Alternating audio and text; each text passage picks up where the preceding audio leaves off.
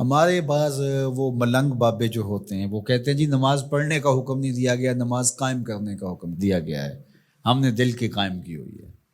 یہ ان کی خود ساختہ توجیہ ہے۔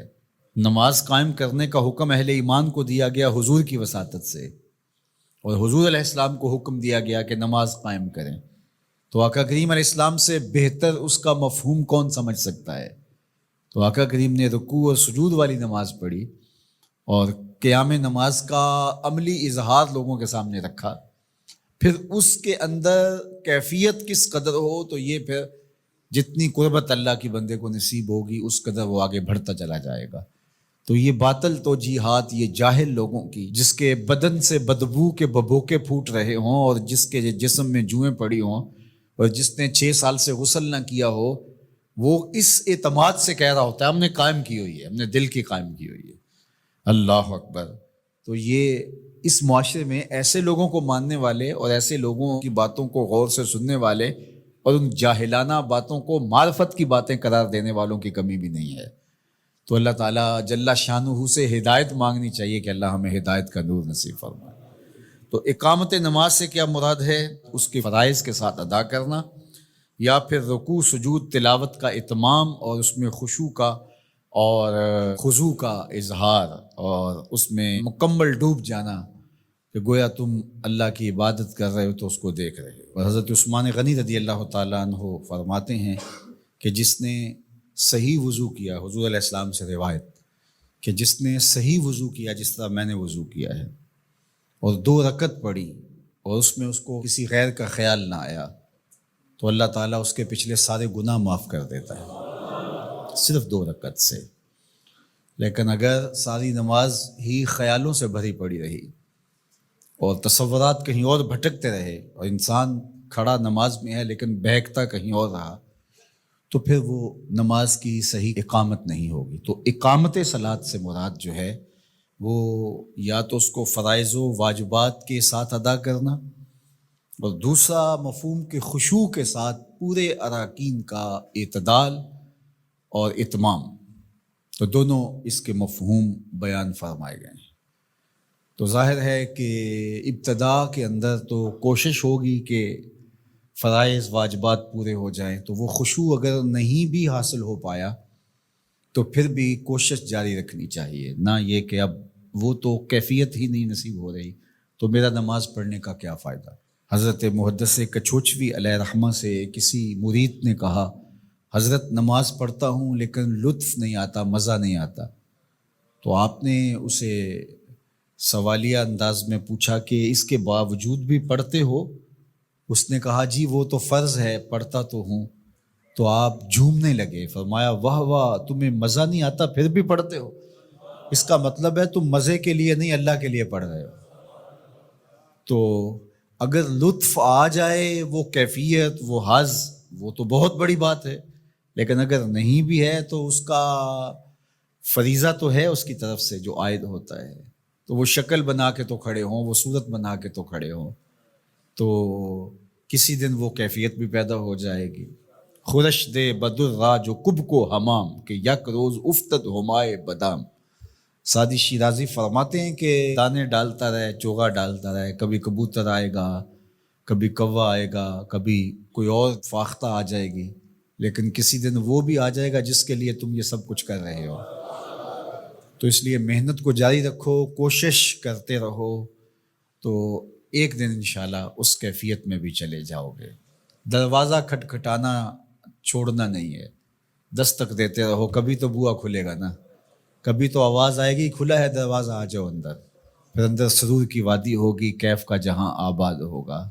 اور آقا کریم نے ہمارے لیے آسانی پیدا فرما دی کہ اللہ کی عبادت اس طرح کرو کہ گویا تم اسے دیکھ رہے ہو، اور اگر یہ نہیں تو کم از کم یہ کیفیت تو ہو کہ وہ تمہیں دیکھ رہا ہے۔ تو اپنی اپنی کیفیت ہوتی ہے، بہرحال نماز کو ترک نہیں کرنا، بھرپور کوشش ہو کہ خشوع و خضوع کے ساتھ نصیب ہو، تو نماز کی اقامت کا یہی مفہوم ہے۔ مولا کائنات سیدنا علی المرتضیٰ رضی اللہ تعالی عنہ حضور کے سکے چچا جناب ابو طالب کے فرزند ارجمند ہیں۔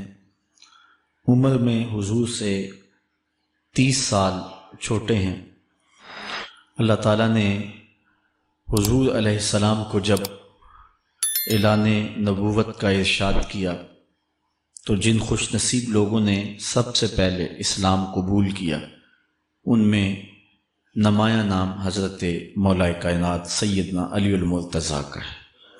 اس وقت ان کی عمر صرف 10 سال تھی۔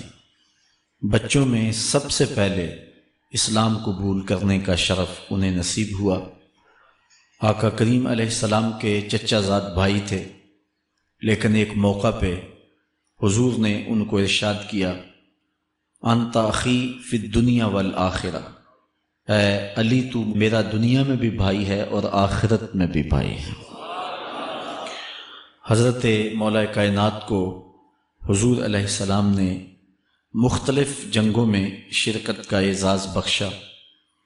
غزوہ تبوک کے موقع پہ آقا کریم نے ان کو مدینہ المنورہ میں پیچھے بطور امیر چھوڑا، تو انہوں نے عرض کی حضور آپ اپنے بھائی کو بچوں اور عورتوں میں چھوڑ کے جا رہے ہیں، تو حضور نے ارشاد فرمایا کہ تیری مثال ایسے ہے جس طرح حضرت موسیٰ علیہ السلام کے ساتھ حضرت ہارون علیہ السلام کی مثال۔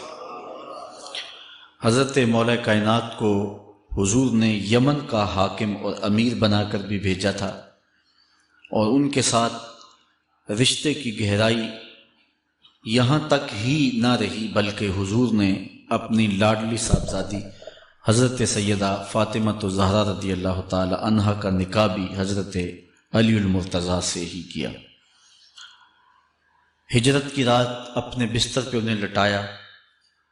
آقا کریم علیہ السلام نے ان کے لیے بہت سارے اعزازات قائم کیے، اور ان کے فضل و شرف میں بہت ساری احادیث ہیں جو کتب احادیث میں موجود ہیں۔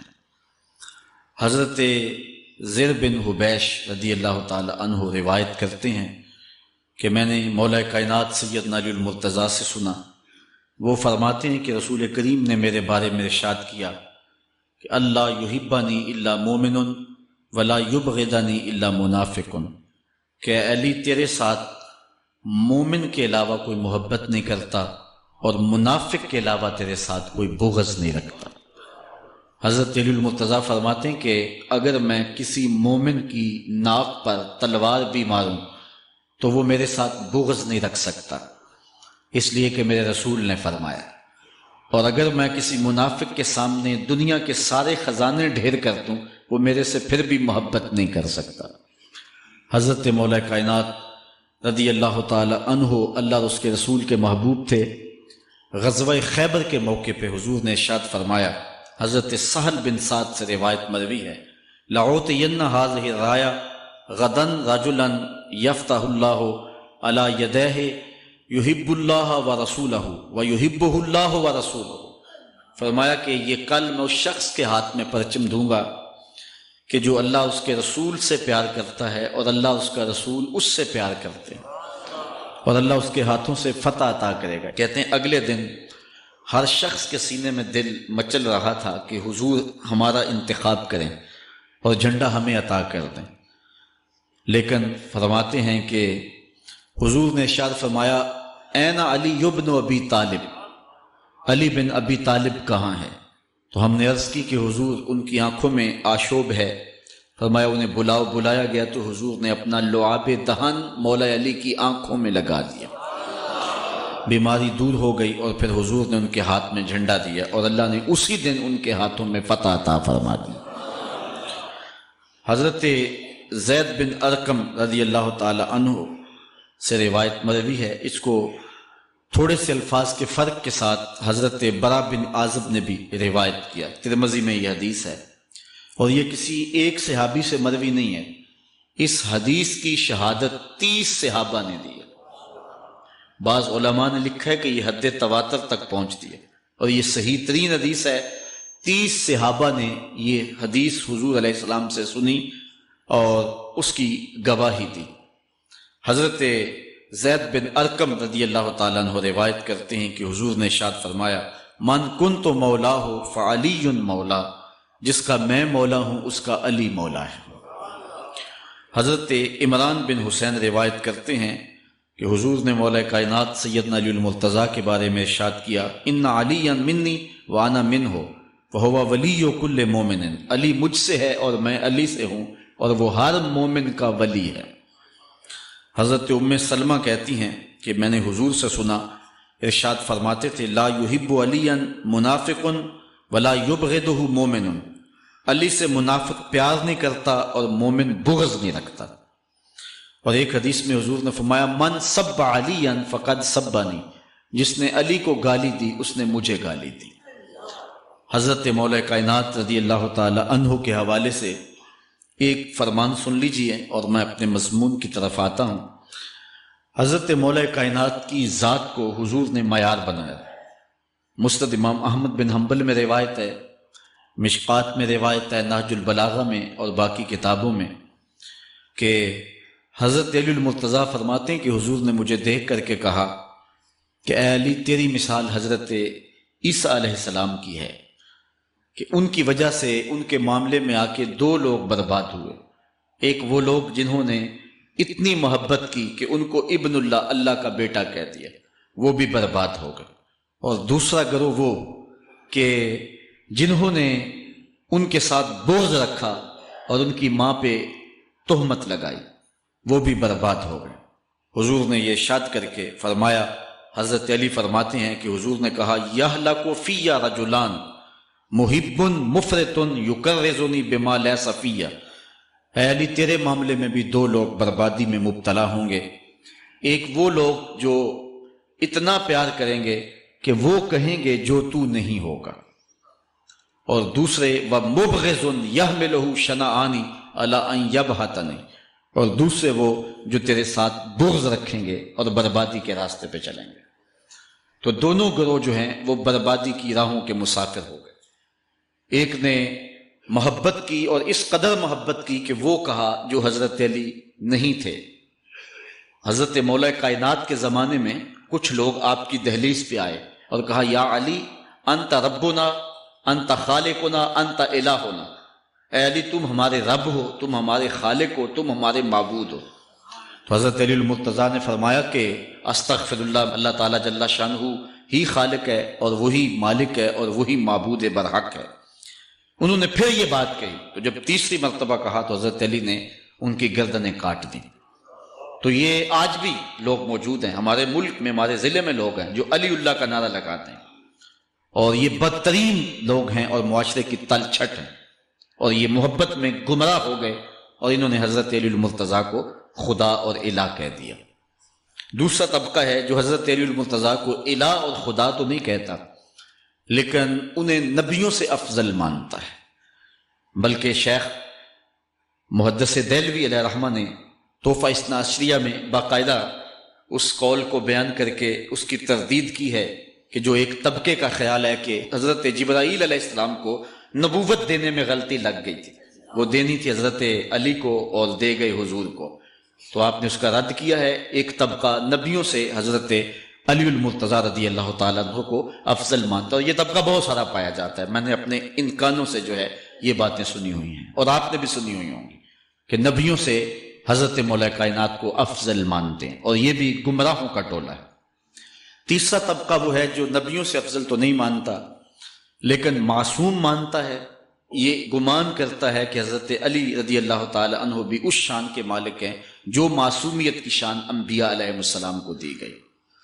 یہ 12 امام اور 14 معصوم کا لفظ آپ نے سنا ہوگا، ہمارے جاہل مولوی بھی بول دیتے ہیں بعض کا، معصوم صرف انبیاء کی ذوات ہے۔ اولیاء اہل بیت محفوظ ہیں، معصوم نہیں ہیں، معصوم صرف ذوات انبیاء ہیں، اور یہ انہی کا اعزاز ہے، ان کے علاوہ یہ اعزاز کسی اور کو حاصل نہیں ہو سکتا۔ چوتھا طبقہ وہ ہے کہ جو حضرت علی المرتضیٰ رضی اللہ تعالی عنہ کو حضرت ابو بکر و عمر رضی اللہ تعالی عنہما سے بھی افضل مانتا ہے۔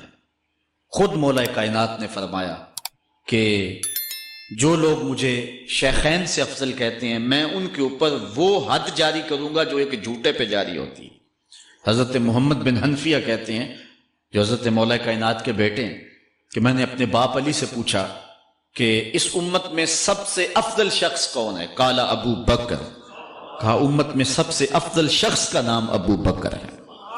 کہتے ہیں میں نے کہا سما من، پھر کون؟ قالا عمر، تو کہا حضرت عمر رضی اللہ تعالی عنہ۔ تو یہ ان کا اپنا عقیدہ ہے۔ یہ کہا جاتا ہے کہ حضرت علی رضی اللہ تعالی عنہ کا حق غصب کر لیا گیا۔ حضرت علی خود فرماتے ہیں کہ اگر حضور نے میرے بارے خلافت کی وصیت کی ہوتی تو میرے پاس صرف ایک تلوار اور ایک چادر بھی ہوتی تو میں آخر دم تک لڑتا۔ شیر خدا ہو اور اللہ کا رسول وصیت کرے اور وہ چھپ کے بیٹھا رہے، یہ کیسے ہو سکتا ہے؟ تو یہ حفوات ہیں اور یہ اباطیل ہیں، اور یہ جو ہیں وہ شر ہے جو معاشرے کے اندر پھیلی ہے۔ مخبر صادق نے پہلے خبر دی کچھ لوگ محبت میں گمراہ ہوں۔ وَمُبْغِضٌ يَحْمِلُهُ شَنَآنِ عَلَىٰ أَن يَبْعَثَنِي، اور کچھ لوگ جو ہیں وہ بغض میں برباد ہو جائیں۔ ایسے لوگ بھی دھرتی پہ موجود ہیں کہ مولا کائنات کا نام لیا جائے تو ان کو گوارا نہیں ہوتا۔ خود حضرت مولا کائنات کے زمانے میں ایسے لوگ موجود تھے، آپ کو شہید کیا گیا ہے۔ اسلام کی تاریخ انتہائی دردناک ہے۔ حضرت مولا کائنات رضی اللہ تعالی عنہ کو ابن ملجم نامی بدبخت نے جو ہے وہ تلوار کا وار کر کے جو زہر میں بجھی ہوئی تھی شہید کیا ہے۔ تو یہ بغض اور دشمنی رکھنے والے لوگ تھے جو زمانے میں موجود تھے۔ ایک طرف ایسے تھے جو الہ اور معبود کہتے تھے، اور آپ جانتے ہیں کہ حضرت علی المرتضیٰ رضی اللہ تعالی عنہ کی قبر لوگوں کی نظر سے چھپا کے بنائی گئی، اس ڈر سے کہ لوگ آپ کی قبر کو اکھیڑ نہ دیں، کیونکہ خارجی اس قدر جو ہے وہ زور آور ہو گئے۔ اسلام کی تاریخ دردناک ہے۔ حضور علیہ السلام فرماتے ہیں جتنے دکھ مجھے دیے گئے کسی کو نہیں دیے گئے، کسی نبی کو نہیں پہنچے۔ حضرت صدیق اکبر رضی اللہ تعالیٰ عنہ کی 2 سال 2 ماہ 8 دن دور خلافت، آپ کا زمانہ دیکھیں، ٹکنے نہیں دیا گیا، سازشیں، مصائب، اعلان۔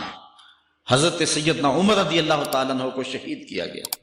حضرت عثمان غنی رضی اللہ تعالیٰ عنہ پہ 40 دن پانی بند رکھا گیا اور پھر انہیں شہید کیا گیا۔ حضرت مولا کائنات شہید کیے گئے۔ حضرت امام حسن کو زہر دیا گیا۔ حضرت امام حسین کو بچوں کے سامنے ذبح کر دیا گیا۔ حضرت امام اعظم ابو حنیفہ کی وفات جیل میں ہوئی ہے۔ امام احمد بن حنبل کے بدن پہ اتنے کوڑوں کے نشان تھے کہ جب قمیض اٹھاتے تھے تو ہر جگہ کوڑوں کے نشان ہی نظر آتے تھے۔ امام مالک کو مدینے کی گلیوں میں گدھے کے اوپر بٹھا کے کالا منہ کر کے وقت کے حاکم نے پھرایا۔ حضرت مجدد الفسانی علیہ رحمہ کو گوالیار کے قلعے میں جو ہے وہ قید کیا گیا۔ علامہ فضل حق خیر آبادی کو جزیرہ انڈمان کالے پانیوں کی سزا دی گئی۔ اہل حق کی تاریخ دیکھیں، دردناک تاریخ ہے۔ آج بھی کابل میں، کندھار میں، قلعہ جنگی میں، دشت لیلہ میں، تورا بورا میں، تکریت میں، موصل میں، بغداد میں، کشمیر میں، غزہ میں، یہاں برما میں دیکھو کون سی قیامت نہیں توڑی جا رہی۔ ہمارے ساتھ ماضی دیکھیں تو ہمیں بغداد کی وہ دردناک کہانی سامنے آتی ہے جب انسانی کھوپڑیوں کا مینار تعمیر کیا جا رہا ہے، اور منگول سردار نے اپنی فوج کو حکم دیا تھا کہ جو کسی مسلمان کا سر نہیں لائے گا اس کا سر کاٹ کے اس مینار پہ لگائیں گے۔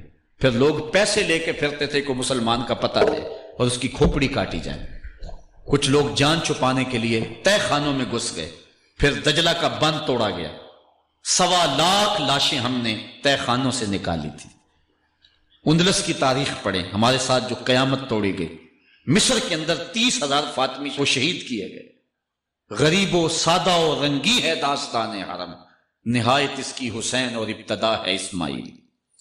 یہ اسلام کی تاریخی درد سے، خون سے بھری پڑی ہے۔ تو حضرت مولا کائنات سیدنا علی المرتضیٰ رضی اللہ تعالی عنہ کو اس وقت اگر خدا کہنے والے بدبخت تھے تو ان کو شہید کرنے والے، اور اس ڈر سے کہ ان کی قبر کو کھیڑ نہ دیا جائے، خارجی اتنے زور آور ہیں تو ان کو جو ہے وہ لوگوں کی نظروں سے چھپا کر کے جو ہے وہ رکھا گیا۔ اور ایک دور وہ بھی آیا کہ ممبروں پہ بیٹھ کے مولا علی کو گالیاں دی جاتی تھی۔ یہ تاریخ میں یہ دور بھی آیا، آپ پڑھیں تاریخ، بنو امیہ کا ایسا دور بھی دنیا نے دیکھا ہے۔ اسی لیے حضور نے فرمایا تھا من سب علی فقد سبانی، جس نے میرے علی کو گالی دی اس نے مجھے گالی دی۔ اور لوگوں نے ممبروں پہ بیٹھ کے باقاعدہ حکومت کی طرف سے یہ جو ہے وہ قانون تھا کہ تمہارا خطبہ مکمل نہیں ہوگا جب تک علی کو گالی نہیں دو گے۔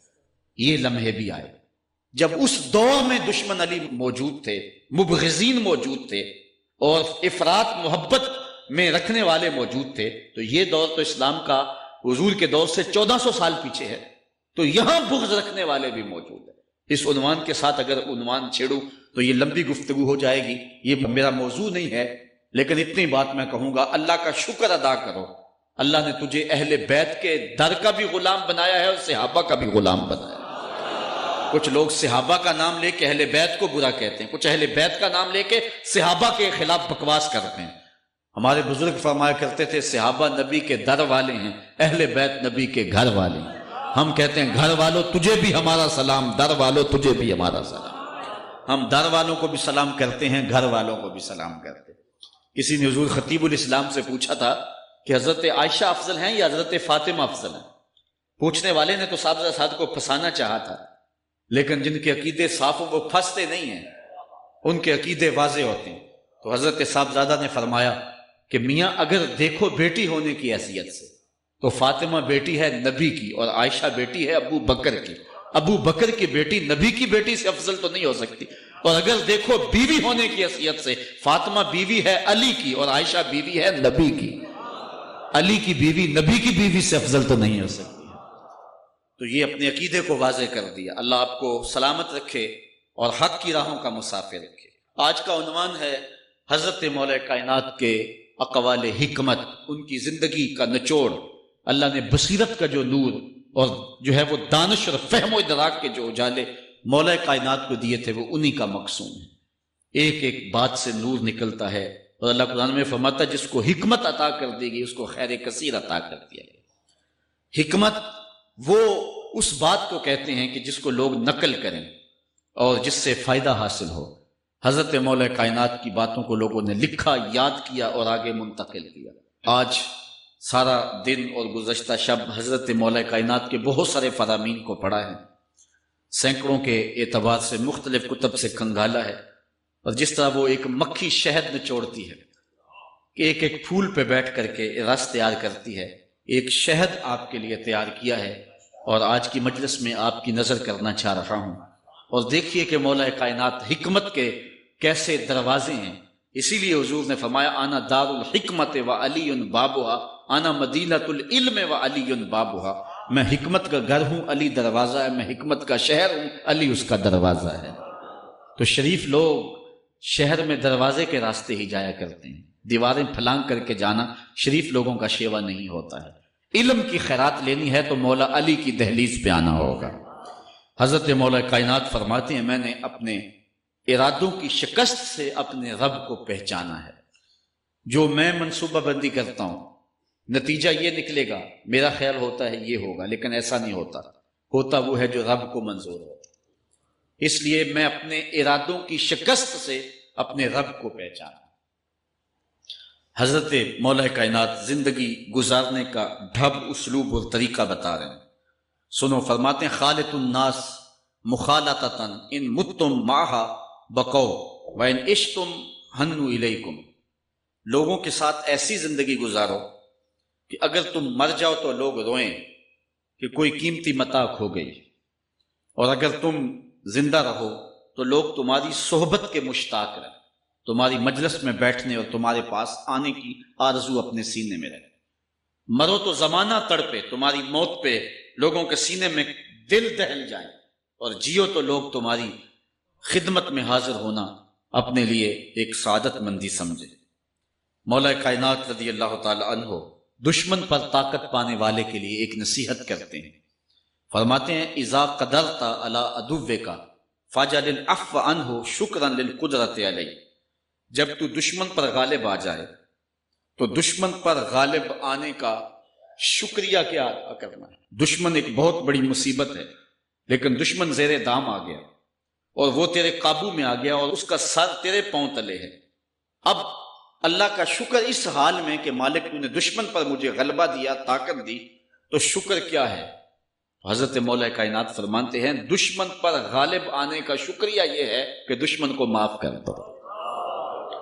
یہ بڑے لوگوں کا شیوا ہوتا ہے، جب دشمن قابو آ جائے تو پھر اس سے درگزر کرنا، یہ اللہ تعالیٰ کا شکر ادا کرنا ہے، یہ اللہ تعالیٰ جل شانہ کی اس کرم نوازی کا شکریہ ادا کرنا ہے۔ زہد کیا ہے؟ حضرت مولا کائنات رضی اللہ تعالی عنہ کا ایک 4 لفظی فرمان سنیے، اور زہد کی تعریف کتنی خوبصورتی کے ساتھ کی. فرمانے لگے افضل الزہد اخفاء الزہد، بہترین زہد یہ ہے کہ زہد کو پوشیدہ رکھا جائے. بہترین زہد یہ ہے کہ زہد کو پوشیدہ رکھا جائے. ہم تو اپنی عبادتوں، اپنی نیکیوں، اپنی سماجی خدمات کے اشتہار چھپواتے ہیں. وہ کسی زمانے میں ہم سنتے تھے نیکی کر دریا میں ڈال، اور اب کہتے ہیں نیکی کر اخبار میں ڈال. یہاں زہد، ترک دنیا، اللہ تعالیٰ کی عبادت کا جو ذوق بندے کو نصیب ہوتا ہے، وہ بہترین اور افضل زہد کیا ہے؟ کہا زہد کو پوشیدہ رکھنا یہ افضل زہد ہے. حضرت مولا کائنات کا ایک اور فرمان سنیے، اشرف الغنا ترک المنا. بہترین دولت مندی کیا ہے؟ جس کے پاس مربے زیادہ ہیں، جس کے پلازے زیادہ ہیں، جس کا بینک بیلنس زیادہ ہے، جس کے پاس جو ہے وہ بہت ساری دولتیں ہیں، سونا اور چاندی کے انبار ہیں. کون سب سے زیادہ دولت مند ہے؟ افضل دولت مندی کیا ہے؟ تو حضرت مولا کائنات فرماتے ہیں کہ افضل دولت مندی یہ ہے کہ آرزویں ترک کر دی جائیں. ورنہ کھرب پتی بھی بندہ ہوگا تو اس کو چین نہیں آئے گا، قرار نہیں آئے گا، حل من مزید اس کی تباہ میں ہوگا. چونکہ آنکھیں نہیں رجتی، پیٹ بھر جاتا ہے، آنکھیں نہیں بھرتی. کوزائے چشم حریصاں پر نشد، تا صدف کانے نشد پر در نشد. اس لیے حضرت مولا کائنات فرماتے ہیں بہترین غنا اور دولت مندی کیا ہے؟ کہ بندے کی آرزویں ختم ہو جائیں. اقبال کہتا ہے تیری دعا ہے کہ ہو میری آرزو پوری، تیری دعا ہے کہ ہو میری آرزو پوری، میری دعا ہے کہ تیری آرزو بدل جائے، میری دعا ہے کہ تیری آرزو بدل جائے. تو یہ بہترین غنا ہے کہ بندے کی آرزویں مختصر ہو جائے. ورنہ انسان جس حالت میں بھی ہو وہاں مطمئن نہیں ہوتا. کروڑ پتی ارب پتی کو دیکھتا ہے، ارب پتی کھرب پتی کو دیکھتا ہے، کھرب پتی اپنے سے آگے دیکھتا ہے. اس لیے جب آرزویں مختصر ہوں گی تو بندہ جس حالت پہ بھی ہوگا راضی ہوگا. اور بندہ اپنی حالت پہ راضی ہو جائے تو یہ اللہ کی رضا کا سبب ہے. حضرت مولا کائنات کا ہی ایک قول ہے، جو اللہ کے عطا کردہ تھوڑے رزق پہ راضی ہو گیا، اللہ تعالیٰ قیامت کے دن اس کے تھوڑے عملوں پہ راضی ہو جائے. یہ اللہ کی کرم نوازیوں کے رنگ ہیں. حضرت مولا کائنات کی ایک اور حکمت آمیز بات سنیں. فرما رہے ہیں سیئات تسوءک خیر عند اللہ من حسنۃ توجبک. وہ برائی جو تجھ کو پریشان کر دے، دکھی کر دے، اذیت میں مبتلا کر دے، وہ گناہ جو تیرے ضمیر پہ بوجھ بن جائے، تو اپنے آپ کو حقیر سمجھنے لگ جائے، چھوٹا سمجھنے لگ جائے، گناہگار سمجھنے لگ جائے، جس برائی سے تجھے دکھ پہنچے وہ اس نیکی سے بہت اچھا ہے وہ تیرا برائی کرنا جو تجھے تکبر میں مبتلا کرے. جس نیکی سے تو متکبر ہو جائے، انسان کو انسان نہ سمجھے، مخلوق کو کیڑے مکوڑے سمجھے، اپنے سجدوں پہ ناز کرے، ان سجدوں سے وہ برائی بہتر ہے جو تیرے اندر عجز پیدا کر دے، تیرے اندر نرمی پیدا کر دے، تیرے اندر جو ہے وہ ایک رقت پیدا کر دے. وہ برائی جو ہے وہ اس نیکی سے بہتر ہے. حضرت مولا کائنات کا ایک اور فرمان دیکھیے، لا غنا کل عقل ولا فقر کل جہل ولا میراث کل ادب ولا ظہیر کل مشاورہ. کتنی خوبصورت باتیں ارشاد فرمائیں. فرمایا عقل جیسی دولت کوئی نہیں، عقل جیسی دولت کوئی نہیں ہے، اور جہالت جیسی غربت کوئی نہیں. جو شخص جاہل ہے وہ کروڑوں میں بھی کھیلتا ہے تو وہ غریب ہے. اللہ نے عقل کا چراغ دیا ہے تو اس کے پاس دولت نہیں بھی ہے تو عقل بہت بڑی دولت. تیسری بات، ولا میراث کل ادب، اور ادب جیسی وراثت کوئی نہیں. ایک بندے کو ادب کی دولت مل گئی تو اس کو سب کچھ مل گیا. آج جس دور میں ہم جی رہے ہیں اس دور میں ہم سے ادب چھینا جا رہا ہے، بڑی باریک سازشیں ہو رہی ہیں، آنکھوں سے حیا نکالا جا رہا ہے. بوڑھوں کا، بزرگوں کا. یہ ماہ رمضان کا کتنا حیا ہوا کرتا تھا. اگر کوئی بدقسمتی سے روزہ نہیں رکھتا تھا تو وہ سامنے کبھی کھاتا ہی نہیں تھا، اسے رمضان کا حیا مارتا تھا. لیکن آج لوگ کھلے بندوں نہیں کھا رہے، حیا ہی اڑ گیا آنکھوں سے. اس طرح اہل بیت کا حیا آنکھوں سے نکل گیا، اصحاب رسول کا حیا آنکھوں سے نکل گیا، نبی کا حیا لوگوں کی آنکھوں میں نہیں رہا. بے ادبی کو فروغ ہے اور نبی کے بارے میں ایسی ڈٹائی سے بات کرتے ہیں جس طرح عام آدمی ہو. یہ بے حیائی کا اور بے ادبی کا دور ہے، جبکہ ادب ایک بہترین وراثت ہے. اگر آپ مجھے پوچھیں کہ دین کیا ہے، ایک تو ہے کہ 3 گھنٹے کا واز کیا جائے کہ دین یہ ہے، اور ایک ہے کہ 2 لفظوں کے اندر بتایا جائے دین کیا ہے۔ تو اگر 2 لفظوں میں بتانا چاہوں تو اقبال کا لہجہ ادھار لینا پڑے گا۔ اقبال کہتا ہے دین سراپا سوختن اندر طلب، انتہائش عشق آغازش ادب۔ طلب محبوب میں تڑپنے کا نام دین ہے، ادب سے شروع ہوتا ہے عشق پہ ختم ہو جاتا ہے۔ جس دین میں ادب نہیں ہے وہ دین نہیں، چاہے صحابہ کا ادب نہیں، چاہے اہل بیت کا ادب نہیں، چاہے انبیاء کی ذوات کا ادب نہیں، چاہے والدین کا ادب نہیں، دین نام ہی ادب کا ہے۔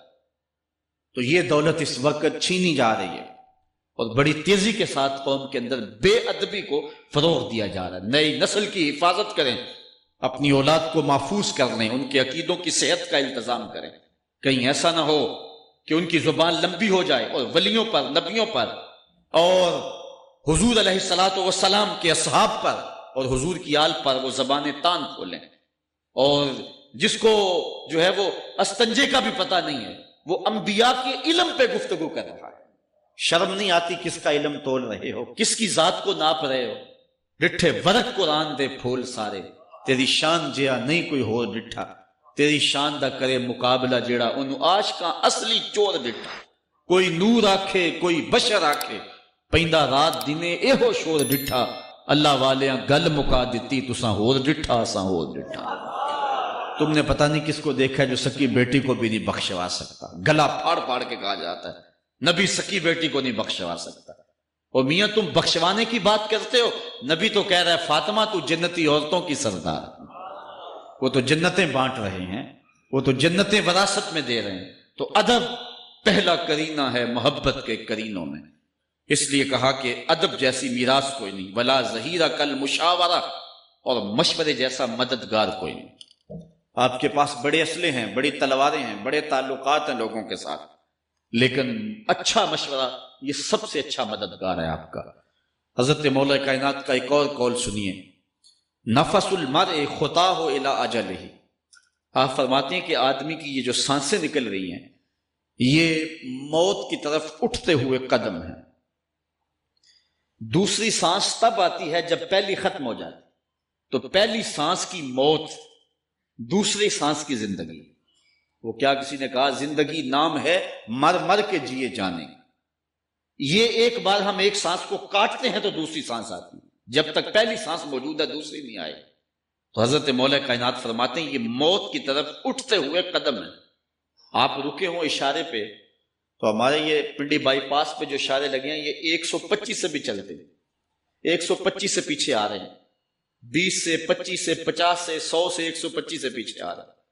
حضرت مولا کائنات فرماتے ہیں جو چیز شمار کی جاتی ہو وہ بالآخر ختم ہو جاتی ہے، تو گنتی جب الٹی چلتی ہے تو بہت جلد کام زیرو پہ آ جاتا ہے، اور زیرو پہ پہنچنا ہی موت ہے۔ تو زندگی کی یہ سانسیں یہ الٹی چل رہی ہیں، اور میں اور آپ لمحہ لمحہ موت کے قریب ہو رہے ہیں۔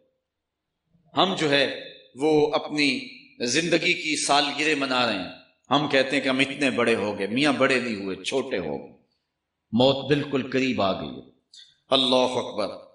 حضرت مولا کائنات معیشت کے اصول بھی بیان کر رہے ہیں۔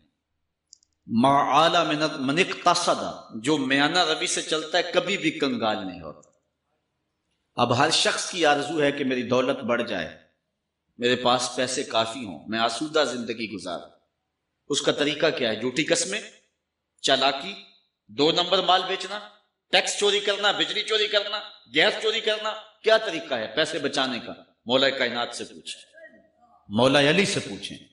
مولا علی فرماتے استنزل الرزق بالصدقہ، صدقہ دیتے جاؤ رزق بڑھتا چلا جائے گا، جو کماتے جاؤ اس میں کچھ حصہ رکھ لو اللہ کی راہ میں، صدقہ دیتے جاؤ گے تمہارا رزق بڑھتا چلا جائے گا۔ اچھا، حضرت مولا کائنات کا ایک اور قول دیکھیے اور اس کا حسن دیکھیے، من ظن بک خیرا فصدق ظنہ، جو تیرے بارے میں اچھا گمان کرے تو اس کے گمان کو سچائی کر دے۔ تو وہ نہیں ہے جو کوئی تیرے بارے میں گمان کر رہا ہے، لوگ تجھے اچھا سمجھتے ہیں، تو اچھا نہیں ہے، تو اچھا بن جا تاکہ لوگوں کا گمان ٹھیک ہو جائے۔ اعلی حضرت عظیم البرکت امام احمد رضا خان فاضل بریلوی علیہ رحمہ آپ کے بارے میں لوگوں کا گمان تھا کہ حافظ قرآن ہیں، آپ حافظ نہیں تھے، تو آپ کے بارے میں یہ گمان پیدا ہو گیا کہ یہ حافظ ہے۔ تو رمضان کا موسم آیا تو کسی نے کہا حضرت اس مرتبہ آپ ہی سنا دیں، تو اعلیٰ حضرت نے سوچا یہ میرے بارے میں اچھا گمان کرتے ہیں، چلو حافظ بانے جاتے ہیں۔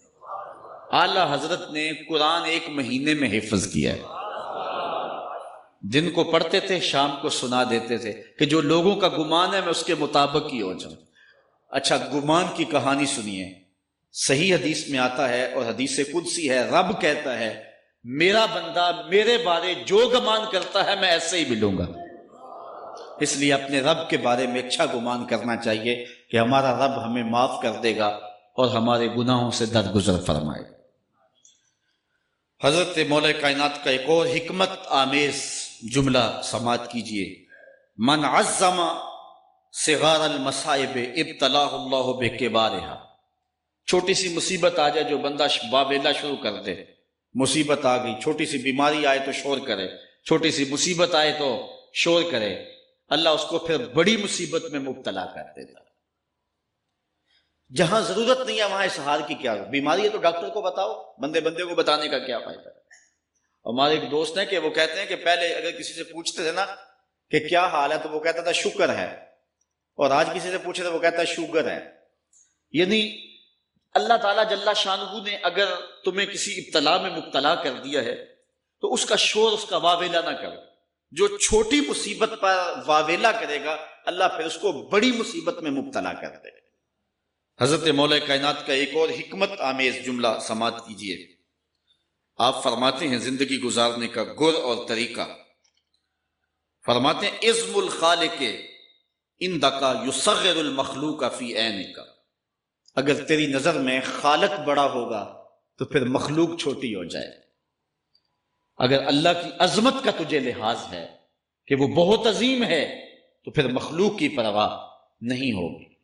حضرت مولا کائنات رضی اللہ تعالیٰ عنہ فرماتے ہیں کہ ایک باندی کے ہاتھ کے اندر خنزیر کی انتڑیاں ہوں، میں دنیا کو اتنی نظر سے بھی نہیں دیکھتا۔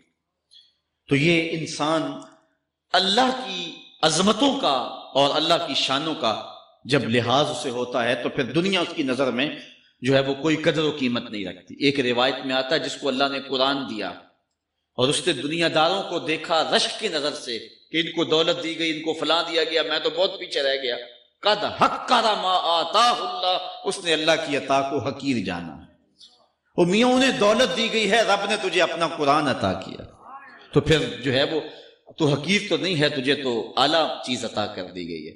تو جس نے اللہ کی عظمت اور خالق کی عظمت کا اقرار کیا پھر مخلوق اس کی نظر میں کوئی حیثیت نہیں رکھتی ہے۔ کن فی الفتنۃ کابن اللبون لا زہر فیرکب ولا درع فیحلب۔ جب فتنے دنیا پہ پھیل جائیں تو مولا کائنات نصیحت کرتے ہیں پھر زندگی کیسے گزارنی۔ یہ دور بھی فتنوں کا دور ہے۔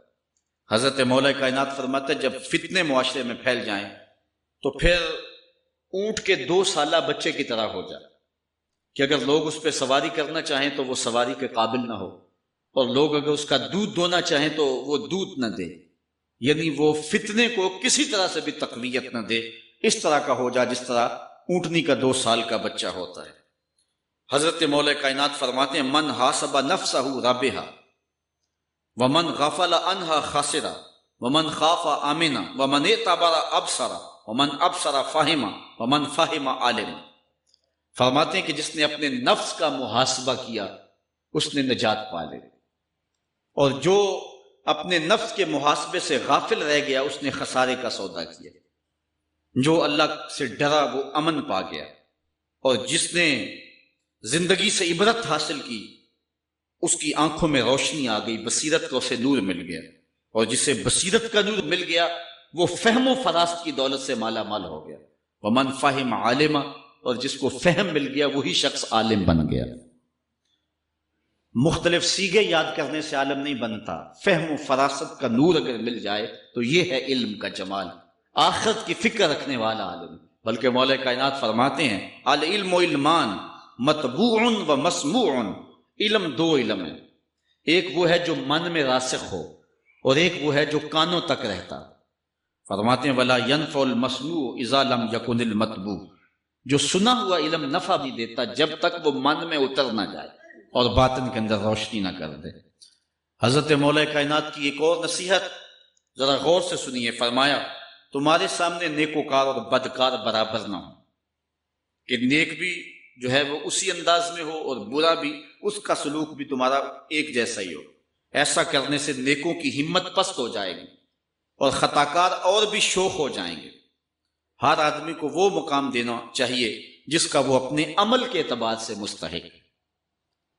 اصل خرابی ہوئی تب ہے ہمارے آراس میں، ہماری محافل نعت میں، ہماری مجالس میں وہ لوگ مہمان خصوصی بنے جن کے پاس دولت زیادہ تھی، چاہے کردار کے لحاظ سے وہ کتنے ہی پست کیوں نہ ہو، اور جن کے پاس دولت نہیں ہے چاہے وہ کردار کے اعتبار سے جتنے مرضی بلند کیوں نہیں ہے، انہیں عزت کی مسند پہ نہیں بٹھایا گیا۔ میں نے اپنی ان آنکھوں سے گجرانوالہ کے ایک اسٹیج پہ دیکھا کہ ایک محفل نعت تھی اور ایک بوڑھا شخص سفید ریش، وہ اسٹیج پہ شوق میں کہ میں نعت خانوں کو قریب سے دیکھوں، وہ آ کے بیٹھ گیا اور منتظمین نے جو ہے وہ سیکورٹی کو حکم دیا اس بابے کو اٹھاؤ اور اس کو جو ہے وہ نیچے کرو۔ یعنی لوگوں کی قدر و منزلت ان کے دولت کے قد کے مطابق کی جاتی۔ جو کل شراب خانے میں مہمان خصوصی تھا آج وہ محفل نعت میں مہمان خصوصی ہے۔ جو جتنا بڑا ڈاکو ہے اتنا ہی بڑا جو ہے وہ عزت پاتا ہے۔ کیوں؟ دین میں تو عزت ان کو ہونی چاہیے جو دیندار۔ ان اکرمکم عند اللہ اتقاکم، جو سب سے زیادہ متقی ہوگا اللہ کے نزدیک وہی عزت والا ہوگا۔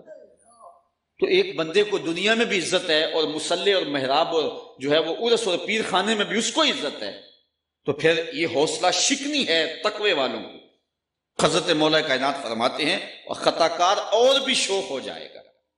بلکہ ہم نے جو انداز اختیار کیا ہوا ہے، ایک شعر پڑھتے ہیں ہمارے نعت خاں کہ چلو دربار نبی میں چلیں، کھوٹے سکے بھی جہاں پہ چلتے ہیں، اور پھر جو ہے وہ سارے لوگ نوٹ پھینک رہے ہوتے ہیں۔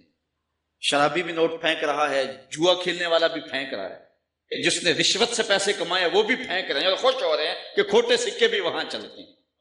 جبکہ ان اللہ طیب ولا یقبل الا الطیب، حدیث میں آتا ہے اللہ فرماتا ہے کہ اللہ طیب ہے اور پاکیزہ کے علاوہ قبول ہی نہیں کرتا۔ من غش فلیس منا، جو ملاوٹ کرے وہ ہم سے نہیں ہے۔ اور یہاں کھوٹے سکے بھی چلائے جا رہے ہیں، اور پھر جتنے بھی کھوٹے سکے ہیں وہ نوٹ پھینک رہے اور ایسے ایسے پھینک رہے ہیں اور خوش ہو رہے ہیں کہ یہ تو کچھ بھی نہیں ہے۔ حرام سے کمائے، حلال طریقے سے کمائے، جس طریقے سے کمائے کوئی فرق نہیں پڑتا۔ نہیں، حضرت مولا کائنات نے زندگی کے گر سکھائے، فرماتے ہیں کہ نیکوکار اور بدکار تمہاری نظروں میں برابر نہ ہو۔ ایسا کرنے سے نیکوں کی ہمت پست ہو جائے گی اور خطاکار اور بھی شوخ اور گناہ میں دلیر ہو جائیں گے۔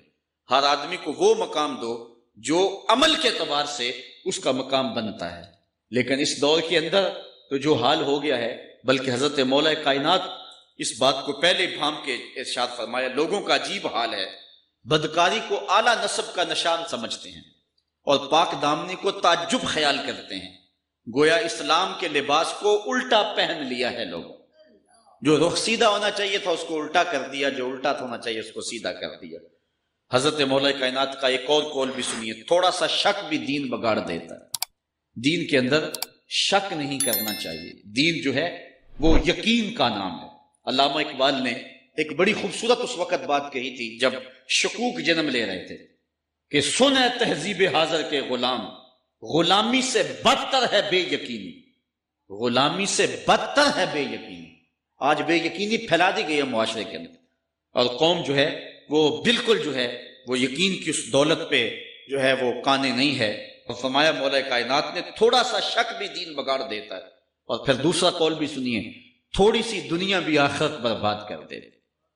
یہاں دنیا سے مراد کیا؟ دولت، کاروبار نہیں، چیز دنیا از خدا غافل بدن۔ مرشد اقبال رومی کہتے ہیں دنیا کیا ہے؟ خدا سے غافل ہو۔